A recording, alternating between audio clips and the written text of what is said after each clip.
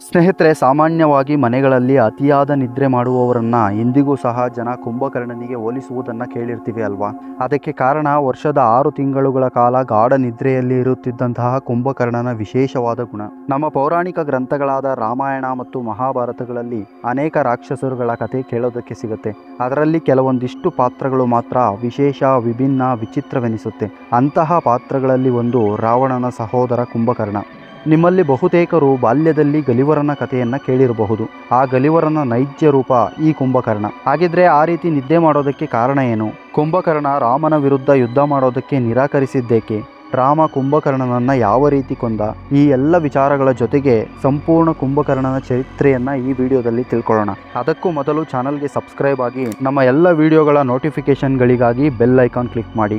ವಿಷ್ಣುವಿನ ವೈಕುಂಠದ ದ್ವಾರಪಾಲಕರಾಗಿದ್ದ ಜಯವಿಜಯರು ಶಾಪಗ್ರಸ್ತರಾಗಿ ಭೂಮಿಯಲ್ಲಿ ಜನಿಸಿದ 3 ಅವತಾರಗಳಲ್ಲಿ ರಾವಣ ಮತ್ತು ಕುಂಭಕರ್ಣ ಅವತಾರವೂ ಒಂದು. ಋಷಿ ವಿಶ್ರವಶ ಹಾಗೂ ರಾಕ್ಷಸಿ ಕೈಕಸಿಗೆ ರಾವಣ, ವಿಭೀಷಣ ಮತ್ತು ಶೂರ್ಪನಖಿಯ ಜೊತೆಗೆ ಜನಿಸಿದ ಅತ್ಯಂತ ಬಲಿಷ್ಠ ಮತ್ತು ದೈತ್ಯ ದೇಹದ ಮತ್ತೋರ್ವ ಪುತ್ರನೇ ಈ ಕುಂಭಕರ್ಣ. ವಿಶ್ರವಸ ಮುನಿ ತನ್ನ ಮಕ್ಕಳಾದ ರಾವಣ, ಕುಂಭಕರ್ಣ ಮತ್ತು ವಿಭೀಷಣರಿಗೆ ತಪಸ್ಸು ಮಾಡಿ ಬ್ರಹ್ಮನಿಂದ ಅಪ್ರತಿಮ ಶಕ್ತಿಯನ್ನು ಪಡೆದುಕೊಳ್ಳಿ ಅಂತ ಸಲಹೆ ನೀಡಿದ. ಹೀಗಾಗಿ ಆ ಮೂವರು ಬ್ರಹ್ಮನ ಕುರಿತು ಕಠೋರ ತಪಸ್ಸನ್ನು ಆಚರಿಸಿದರು. ಮೊದಲೇ ಅತ್ಯಂತ ಬಲಶಾಲಿಯಾಗಿದ್ದ ಕುಂಭಕರ್ಣ ಈಗ ಮತ್ತೆ ತನ್ನ ಬಲವನ್ನು ಹೆಚ್ಚಿಸಿಕೊಳ್ಳೋದಕ್ಕೆ ತಪಸ್ಸು ಮಾಡುತ್ತಿದ್ದ. ಇದನ್ನು ಕಂಡು ಭಯಗೊಂಡಂತಹ ಇಂದ್ರ ಬ್ರಹ್ಮನ ಬಳಿಗೆ ಹೋಗಿ ಆತನಿಗೆ ವರ ನೀಡದಿರುವಂತೆ ಕೇಳಿಕೊಂಡ. ಆದರೆ ಕುಂಭಕರ್ಣ ಸಾಧಾರಣವಾದ ತಪಸ್ಸು ಮಾಡಲಿಲ್ಲ. ಚಳಿಗಾಲದಲ್ಲಿ ನೀರಿನ ಒಳಗೆ ಕುಳಿತು, ಬೇಸಿಗೆಗಾಲದಲ್ಲಿ ಬೆಂಕಿಯ ಒಳಗೆ ಕುಳಿತು, ಮಳೆಗಾಲದಲ್ಲಿ ಮಂಜುಗೆಡ್ಡೆಯಲ್ಲಿ ಕುಳಿತು ಅತ್ಯಂತ ಭಯಾನಕವಾದ ತಪಸ್ಸನ್ನು ಮಾಡಿದ್ದ. ಇದರಿಂದಾಗಿ ಆತನಿಗೆ ವರ ನೀಡದಿರಲು ಬ್ರಹ್ಮನಿಗೆ ಸಾಧ್ಯವೇ ಇರಲಿಲ್ಲ. ಹೀಗಾಗಿ ಇಂದ್ರನ ಮನವಿಯನ್ನ ಬ್ರಹ್ಮ ತಿರಸ್ಕಾರ ಮಾಡಿದ. ಆಗ ದೇವತೆಗಳೆಲ್ಲ ಕಂಗಾಲಾಗಿ ಸರಸ್ವತಿಯಲ್ಲಿ ಪ್ರಾರ್ಥಿಸಿದ್ರು. ಸರಸ್ವತಿ ಕುಂಭಕರ್ಣನ ನಾಲಿಗೆಯ ಮೇಲೆ ಕುಳಿತುಕೊಳ್ಳುತ್ತಾಳೆ. ಬ್ರಹ್ಮನ ಬಳಿ ಕುಂಭಕರ್ಣ ವರವನ್ನ ಕೇಳುವಾಗ ಸರಸ್ವತಿ ಕುಂಭಕರ್ಣನ ನಾಲಿಗೆ ತೊದಲುವಂತೆ ಮಾಡುತ್ತಾಳೆ. ಇದರಿಂದಾಗಿ ಇಂದ್ರನ ಆಸನವಾದಂತಹ ಇಂದ್ರಾಸನ ಎನ್ನುವುದರ ಬದಲು ನಿದ್ರಾಸನ ಎಂದು ಹಾಗೂ ನಿರ್ದೇವತ್ವ ಅಂದರೆ ದೇವತೆಗಳ ನಾಶವನ್ನ ಕೇಳುವ ಬದಲು ನಿದ್ರಾವತ್ವ ಅಂದರೆ ಸದಾ ನಿದ್ರೆಯಲ್ಲಿರುವಂತೆ ವರವನ್ನ ಕೇಳುತ್ತಾನೆ. ಇದಕ್ಕಾಗಿಯೇ ಕಾಯುತ್ತಿದ್ದಂತಹ ಬ್ರಹ್ಮ ತಥಾಸ್ತು ಎಂದು ಸಮ್ಮತಿಯನ್ನ ಸೂಚಿಸಿಬಿಟ್ಟ. ಈ ವರವನ್ನು ಕೇಳಿ ರಾವಣನಿಗೆ ಚಿಂತೆ ಶುರುವಾಯಿತು. ಆತ ಬ್ರಹ್ಮನಲ್ಲಿ ಕುಂಭಕರ್ಣ 10 ವರ್ಷಗಳಿಂದ ತಪಸ್ಸು ಮಾಡಿದ್ದಾನೆ. ಆತನಂತ ಪರಾಕ್ರಮಿ ಸದಾ ಮಲಗೆ ಇದ್ದರೆ ನನ್ನ ಲಂಕೆಯ ರಕ್ಷಣೆ ಮಾಡುವವರು ಇಲ್ಲವಾಗುತ್ತಾರೆ. ಹೀಗಾಗಿ ನಿಮ್ಮ ವರವನ್ನು ಹಿಂಪಡೆದುಕೊಳ್ಳಿ ಅಂತ ಮನವಿ ಮಾಡಿದ. ಆದರೆ ಬ್ರಹ್ಮ ಕೊಟ್ಟ ವರವನ್ನು ಹಿಂದೆ ತೆಗೆದುಕೊಳ್ಳೋದಕ್ಕೆ ಆಗೋದಿಲ್ಲ. ಕುಂಭಕರ್ಣ 6 ತಿಂಗಳುಗಳ ಕಾಲ ನಿದ್ರೆಯಲ್ಲಿರುತ್ತಾನೆ. ಒಂದು ದಿನ ಎಚ್ಚರಗೊಳ್ಳುತ್ತಾನೆ. ಆ ದಿನ ಅವನಿಗೆ ವಿಪರೀತವಾದಂತಹ ಹಸಿವು ಇರುತ್ತದೆ. ಆದರೆ ಅದರ ಮರುದಿನವೇ ಅವನು ಮಲಗಿಬಿಡುತ್ತಾನೆ. ಆ ಒಂದು ದಿನ ಎಚ್ಚರಗೊಳ್ಳುವುದೇ ನಾನು ನಿನಗೆ ಮಾಡಲಾಗುವಂತಹ ಸಹಾಯ. ಆದರೆ ಅವಧಿಗೂ ಮುಂಚೆ ಕುಂಭಕರ್ಣನ ನಿದ್ರೆಗೆ ಭಂಗ ಮಾಡಿ ಆತ ಎಚ್ಚರಗೊಂಡರೆ ಅವನು ಸಾಯುವ ಸಾಧ್ಯತೆ ಹೆಚ್ಚಾಗಿರುತ್ತದೆ ಅಂತ ಎಚ್ಚರಿಕೆಯನ್ನು ನೀಡುತ್ತಾನೆ. ರಾವಣನಿಗೆ ಕುಂಭಕರ್ಣ ಅತ್ಯಂತ ಪ್ರಿಯ ಸಹೋದರನಾಗಿದ್ದ. ಕುಂಭಕರ್ಣನು ಸಹ ಅಣ್ಣನ ಆಜ್ಞಾಧಾರಕ. ಅಣ್ಣನ ಮಾತನ್ನ ಎಂದಿಗೂ ಮೀರುತ್ತಿರಲಿಲ್ಲ. ಕುಂಭಕರ್ಣನಿಗೆ ರಾವಣ ದೊಡ್ಡದಾದ ಅರಮನೆಯನ್ನು ಕಟ್ಟಿಸಿ ಅಲ್ಲಿ ಯಾರೂ ಗಲಾಟೆ ಮಾಡದಂತೆ ಸಂಪೂರ್ಣ ನಿಶಬ್ದ ವಾತಾವರಣವನ್ನು ಸೃಷ್ಟಿಸಿದ. ಹೊರಗಿನ ಯಾವ ಶಬ್ದವೂ ಅಲ್ಲಿಗೆ ಕೇಳುತ್ತಿರಲಿಲ್ಲ. ಕುಂಭಕರ್ಣನಿಗೆ ಬಲಿಚಕ್ರವರ್ತಿಯ ಮೊಮ್ಮಗಳಾದ ವಜ್ರಜ್ವಾಲ ಮತ್ತು ಕರ್ಕಟಿ ಎಂಬ ರಾಕ್ಷಸಿಯ ಜೊತೆಗೆ ವಿವಾಹವಾಗಿತ್ತು. ಕುಂಭ ಮತ್ತು ನಿಕುಂಭ ಎಂಬ 2 ಮಕ್ಕಳಿದ್ದರು. ಗದಾಯುದ್ಧ ಮತ್ತು ಶೂಲ ಬಳಕೆಯಲ್ಲಿ ಕುಂಭಕರ್ಣ ಅತ್ಯಂತ ನಿಪುಣನಾಗಿದ್ದ. ಸೀತೆಯನ್ನು ಅಪಹರಿಸಿ ರಾಮರಾವಣರಿಗೆ ಯುದ್ಧ ಆರಂಭವಾದಾಗ ರಾವಣ ಸುಲಭವಾಗಿ ಗೆಲ್ಲಬಹುದು ಅನ್ನುವಂತಹ ನಿರೀಕ್ಷೆಯಲ್ಲಿದ್ದ. ಆದರೆ ವಾನರ ಸೇನೆ ಭೀಕರವಾದಂತಹ ದಾಳಿಯನ್ನು ಮಾಡಿತ್ತು. ರಾಮ ಸ್ವಯಂ ರಾವಣನನ್ನ ರಥ ಮತ್ತು ಅಸ್ತ್ರಗಳು ಇಲ್ಲದಂತೆ ಧ್ವಂಸ ಮಾಡಿದ. ಆ ದಾಳಿಯಿಂದ ಭಯಗೊಂಡ ರಾವಣ ಲಂಕೆಗೆ ಬಂದು ಕುಂಭಕರ್ಣನನ್ನ ಎಚ್ಚರಗೊಳಿಸುವಂತಹ ಆಜ್ಞೆಯನ್ನು ನೀಡುತ್ತಾನೆ. ಆದರೆ ಕುಂಭಕರ್ಣ ಮಲಗಿ ಕೇವಲ 7 ದಿನಗಳಾಗಿತ್ತು. ಹೀಗಾಗಿ ಆತನನ್ನ ಎಚ್ಚರಗೊಳಿಸಿದರೆ ಪ್ರಾಣಾಪಾಯವಿದೆ ಎಂಬುದು ರಾವಣನಿಗೆ ತಿಳಿದಿದ್ದರೂ ಸಹ ಆತನಿಗೆ ಬೇರೆ ದಾರಿ ಕಾಣಲಿಲ್ಲ.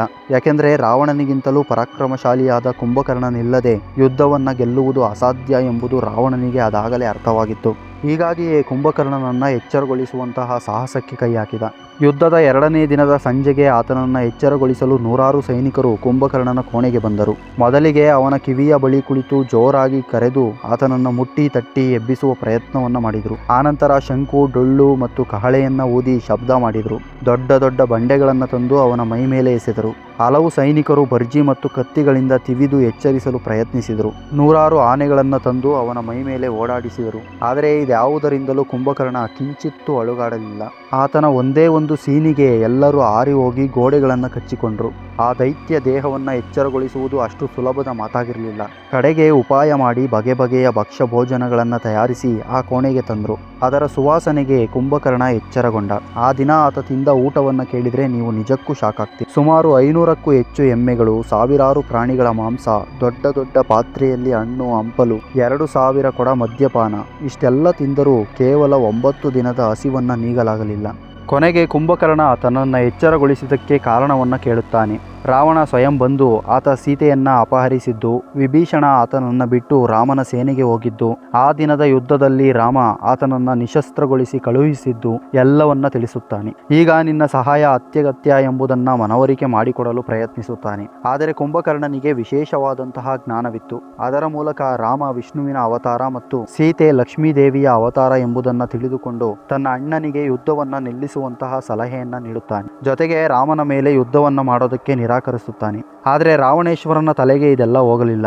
ವಿನಾಶಕಾಲೆ ವಿಪರೀತ ಬುದ್ಧಿ ಎಂಬ ಹಾಗೆ ಆತನ ಅಂತ್ಯದ ಸಮಯ ಹತ್ತಿರವಾಗಿತ್ತು. ನನಗೆ ನಿನ್ನ ಉಪದೇಶಗಳು ಬೇಡ. ಈಗಾಗಲೇ ಒಬ್ಬ ತಮ್ಮ ನನ್ನನ್ನು ಬಿಟ್ಟು ವೈರಿ ಪಡೆಯನ್ನು ಸೇರಿದ್ದಾನೆ. ಈಗ ನನಗಿರುವುದು ನೀನೊಬ್ಬನೇ ಸಹೋದರ. ನೀನು ನನಗೆ ಸಹಾಯ ಮಾಡಲಾರೆಯಾ? ನಿನಗೂ ಈ ಅಣ್ಣ ಬೇಡವಾದನೆ ಅಂತ ಭಾವನಾತ್ಮಕವಾಗಿ ಕುಂಭಕರ್ಣನ ಮುಂದೆ ರಾವಣ ಕಣ್ಣೀರಿಟ್ಟ. ಸ್ನೇಹಿತರೆ, ಸಾಮಾನ್ಯವಾಗಿ ನಾವು ಅಣ್ಣ ತಮ್ಮಂದಿರ ಅನ್ಯೋನ್ಯತೆಯನ್ನ ರಾಮ ಲಕ್ಷ್ಮಣರಿಗೆ ಹೋಲಿಸುತ್ತೇವೆ. ಆದರೆ ಲಕ್ಷ್ಮಣನಷ್ಟೇ ಅಣ್ಣನ ಮೇಲೆ ಪ್ರೀತಿಯನ್ನು ಹೊಂದಿದ್ದ ಸಹೋದರ ಕುಂಭಕರ್ಣ. ಹೀಗಾಗಿ 3ನೆಯ ದಿನ ರಣಾಂಗಣದಲ್ಲಿ ದೈತ್ಯರೂಪಿ ಕುಂಭಕರ್ಣ ಆರ್ಭಟಿಸೋದಕ್ಕೆ ಶುರು ಮಾಡಿದ. ಆತ ರಣರಂಗಕ್ಕೆ ಬರುತ್ತಿದ್ದಂತೆ ವಾನರ ಸೇನೆ ಅಷ್ಟು ದೊಡ್ಡ ದೇಹವನ್ನು ನೋಡಿ ಭಯದಿಂದ ಓಡಲಾರಂಭಿಸಿತು. ಕೇವಲ ಅವನ ಪಾದದ ಅಡಿಯಲ್ಲಿ ಸಿಕ್ಕಿದಂತಹ 100 ಜನ ಮಾಂಸದ ಮುದ್ದೆಯಾಗಿ ಬಿಟ್ಟರು. ಮೊದಲೇ ಹಸಿವಿನಿಂದ ಕಂಗೆಟ್ಟಿದ್ದ ಕುಂಭಕರ್ಣ ಸಿಕ್ಕ ವಾನರರನ್ನೇ ನುಂಗಲಾರಂಭಿಸಿದ.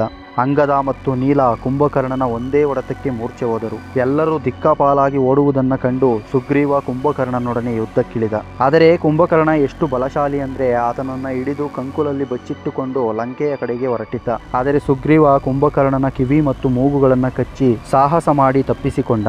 ಕುಂಭಕರ್ಣ ಸುಮಾರು 8,000 ವಾನರರನ್ನು ಕೊಂದು ಹಾಕಿದ. ಕೊನೆಗೆ ಹನುಮಂತ ಕುಂಭಕರ್ಣನಷ್ಟೇ ಎತ್ತರಕ್ಕೆ ಬೆಳೆದು ಆತನ ಮೇಲೆ ದೊಡ್ಡ ದೊಡ್ಡ ಬಂಡೆಗಳನ್ನು ಎಸೆದ. ಆದರೆ ತನ್ನ ಶೂಲದಿಂದ ಕುಂಭಕರ್ಣ ಅವನ್ನೆಲ್ಲ ಪುಡಿ ಮಾಡಿದ. ಇಬ್ಬರ ನಡುವೆ ಭೀಕರವಾದಂತಹ ಮುಷ್ಟಿಯುದ್ಧ ನಡೆಯಿತು. ಇಬ್ಬರೂ ಸೋಲುವ ಹಾಗೆ ಕಾಣಲಿಲ್ಲ. ಕಡೆಗೆ ಸ್ವಯಂ ರಾಮನೇ ಯುದ್ಧಕ್ಕೆ ಬಂದ. ರಾಮ ಕುಂಭಕರ್ಣನ ಬಲಗೈಯನ್ನು ಕತ್ತರಿಸಿದ. ಆದರೂ ಕುಂಭಕರ್ಣ ತನ್ನ ಎಡಗೈನಿಂದ ದೊಡ್ಡ ಮರವನ್ನು ಕಿತ್ತು ರಾಮನ ಮೇಲೆ ಎಸೆದ. ರಾಮ ಅದರಿಂದ ತಪ್ಪಿಸಿಕೊಂಡು ಕುಂಭಕರ್ಣನ ಎಡಗೈ ಸಹ ಕತ್ತರಿಸಿ ಹಾಕಿದ. ಆದರೂ ಹಿಂಜರಿಯದೆ ಕುಂಭಕರ್ಣ ಪಾದಗಳಿಂದಲೇ ವಾನರರನ್ನ ತುಳಿಯುತ್ತಾ ಮುಂದೆ ಬರುತ್ತಿದ್ದ. ನಂತರ ರಾಮ 2 ಅರ್ಧಚಂದ್ರಾಕೃತಿ ಬಾಣಗಳನ್ನು ಬಳಸಿ 2 ಕಾಲುಗಳನ್ನು ಕತ್ತರಿಸಿದ. ಕೈಕಾಲುಗಳಿಲ್ಲದಿದ್ದರೂ ಯುದ್ಧವನ್ನು ಕುಂಭಕರ್ಣ ನಿಲ್ಲಿಸಲಿಲ್ಲ. ಕುಂಭಕರ್ಣ ಬಾಯಿಯ ಒಳಗೆ ರಾಮನನ್ನ ಎಳೆದುಕೊಳ್ಳಲು ಪ್ರಯತ್ನಿಸಿದ. ಆದರೆ ರಾಮ ಐಂದ್ರಾಸ್ತ್ರವನ್ನು ಬಳಸಿ ಕುಂಭಕರ್ಣನ ತಲೆಯನ್ನೇ ಕತ್ತರಿಸಿದ. ಕೇವಲ ಅಣ್ಣನ ಆಜ್ಞೆಗಾಗಿ ವೀರಮರಣ ಹೊಂದಿದ್ದ ಕುಂಭಕರ್ಣನ ನಿಷ್ಠೆಗೆ ಮೆಚ್ಚಿ ಕುಂಭಕರ್ಣನನ್ನ ತನ್ನಲ್ಲೇ ರಾಮ ಲೀನವಾಗಿಸಿಕೊಂಡ. ಸ್ನೇಹಿತರೆ, ಈ ಭಾತೃಪ್ರೇಮದ ಬಗ್ಗೆ ನಿಮ್ಮ ಅಭಿಪ್ರಾಯವನ್ನು ಕಮೆಂಟ್ ಮಾಡಿ. ವಿಡಿಯೋ ಇಲ್ಲಿವರೆಗೆ ನೋಡಿದ್ದೀರಾ ಅಂದರೆ ಇಷ್ಟವಾಗಿರಲೇಬೇಕು. ದಯವಿಟ್ಟು ಒಂದು ಲೈಕ್ ನೀಡಿ. ಇಂತಹದ್ದೇ ಕಥೆಗಳಿಗಾಗಿ ನಮ್ಮ ಚಾನಲ್ಗೆ ಸಬ್ಸ್ಕ್ರೈಬ್ ಆಗಿ. ಮುಂದಿನ ವಿಡಿಯೋದಲ್ಲಿ